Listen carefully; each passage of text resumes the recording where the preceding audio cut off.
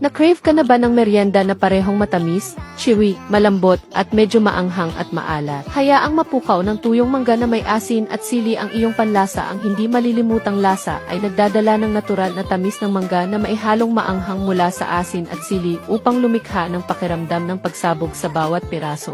Mangga ay ganap na natural, maingat na pinili, walang preservatives, walang colorants, mayaman sa fiber at vitamin. Guys, ito yung spicy dried mango. Sobrang dami nito guys. 1 kilo siya. Pero ngayon, konti na lang to. Ito yung dinala ko sa Korea ngayon. Kasi hindi pwede itong mawala sa parang snack ko. Ayun, ginagawa ko kong snack. Ito yung spicy dried mangoes guys. Na sobrang sarap guys. Ayun. Ang sarap. Yan siya. Tapos marami siyang spices. Like salt, dried chili, salt, maasim, matamis. Sobrang daming flavor. Nag-loading ako. Naanghang siya. Sarap.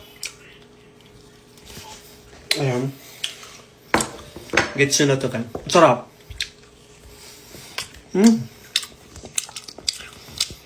Spicy dried mangoes.